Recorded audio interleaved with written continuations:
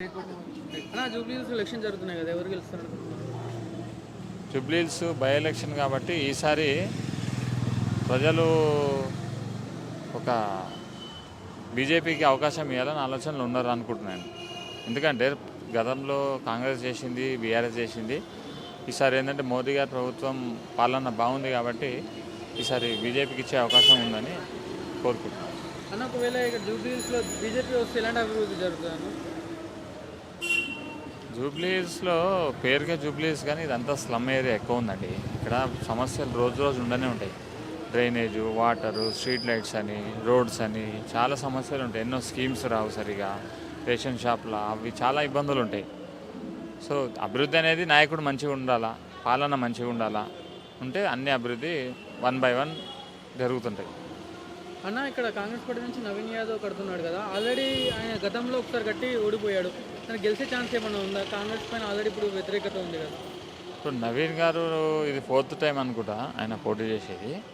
So గతంలో కూడా ఆయన ఒకసారి ఎంఐఎం చేసిండు, తర్వాత కార్పొరేషన్ చేసిండు, తర్వాత మళ్ళీ ఇండిపెండెంట్ చేసిండు. ఈసారి రూలింగ్ గవర్నమెంట్ ఉంది కాబట్టి ఆయన గెలుస్తాడని ఆశిస్తున్నారు. రూలింగ్ గవర్నమెంట్ బహుశా ఏడైనా కామన్గా రూలింగ్ గవర్నమెంట్ ఉంటే అభ్యర్థి గెలుస్తాడు అనే ఆలోచన ఉంటుంది. కానీ ప్రజల కాంగ్రెస్ల మీద వ్యతిరేకత చాలా ఉంది, బీఆర్ఎస్ మీద ఇంకా ఉంది. అందుకని టఫ్ ఫైట్ ఉండొచ్చు బీజేపీ కాంగ్రెస్కి.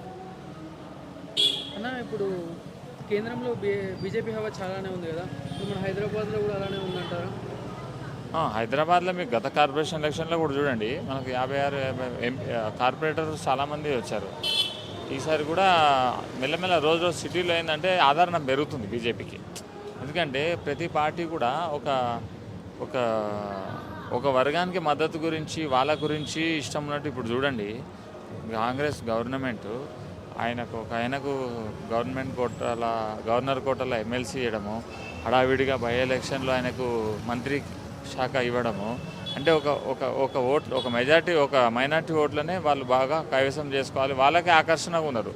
అంటే మరి దేశంలో ఉన్నంత మైనార్టీ ఓట్లు ఎక్కడ ఉన్నారు? మన మెజారిటీ ఓట్లు ఉన్నారు, అన్ని వర్గాల ఓట్లు ఉన్నారు వాళ్ళు కదా.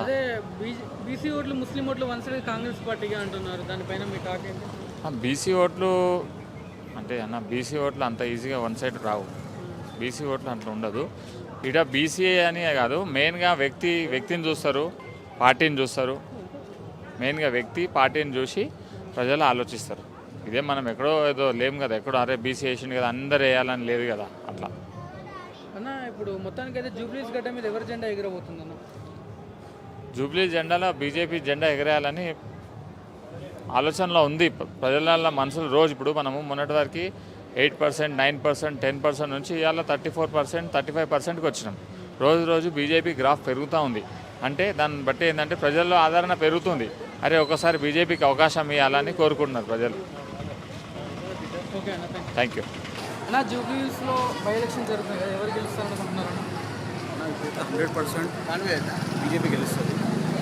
ఎందుకంటే ఆల్రెడీ కాంగ్రెస్కి 65 సంవత్సరాలకు అవకాశం ఇచ్చారు, బీఆర్ఎస్ గత 10 సంవత్సరాలు అవకాశం ఇచ్చారు. ప్రజలు 100% సైలెంట్ ఓటింగ్ తోటి బీజేపీ గెలుస్తుందని ఖచ్చితంగా.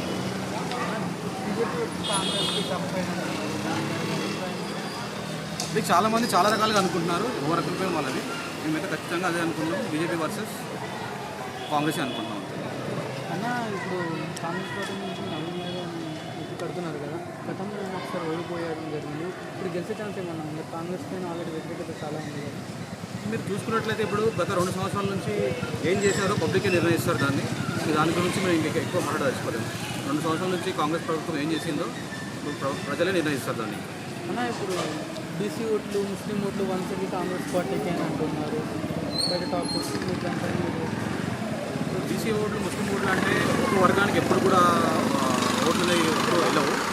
ఖచ్చితంగా దానికి అన్ని పార్టీలు దాన్ని విభజించుకొని వెళ్తారు. ఖచ్చితంగా దానికి అన్ని పార్టీలకు చెందుతాయి. మైనారిటీ ఇప్పుడు అన్నట్టు ఒకవేళ కాంగ్రెస్కి కానీ ఒకవేళ బీఆర్ఎస్కి సపరేట్గా ఏం కాదు, అన్నింటికి వస్తుంది. ఒకవేళ ఇప్పుడు జూబ్లీహిల్స్లో మన బీజేపీ వస్తే ఎలాంటి అభివృద్ధి జరుగుతుంది? ఖచ్చితంగా మీరు ఎన్నెన్నో చూడండి అభివృద్ధి. ఖచ్చితంగా బీజేపీ వచ్చిన తర్వాత ఒకసారి మీరు ఖచ్చితంగా అభివృద్ధి చూస్తారు.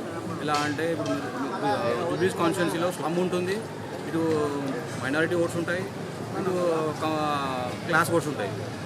ఇప్పుడు కూడా ఈ మైనారిటీ మన ఈ మైనారిటీ ఓట్లలో ఖచ్చితంగా మాత్రం మీరు ఆ, వాడు ఈ ఖచ్చితంగా డెవలప్మెంట్ మాత్రం ఖచ్చితంగా చూస్తారు మీరు బీజేపీ వచ్చిన తర్వాత. అన్న, కేంద్రంలో బీజేపీ హవా చాలానే ఉంది కదా, ఇప్పుడు మన హైదరాబాద్లో మన జూబ్లీస్లో కూడా అలానే ఉందంటారు బీజేపీ హవా? ఖచ్చితంగా ఉంది. ఎందుకంటే మా ఆల్రెడీ సికింద్రాబాద్ పార్లమెంట్లో కిషన్ రెడ్డి గారు ఎంపీగా ఉన్నారు. సో ఖచ్చితంగా వాళ్ళ నేతృత్వంలో ఫండ్స్ రావడం కానీ అభివృద్ధిగా జరగడం కానీ చాలా ముందు ఉంటుందని అనుకుంటున్నాను. అన్న, ఇప్పుడు మొత్తానికి అయితే జూబ్లీస్ గడ్డ మీద ఎవరి జెండా ఎగరబోతుంది? ఖచ్చితంగా జూబ్లీస్ గడ్డ మాత్రం బీజేపీ అడ్డనే.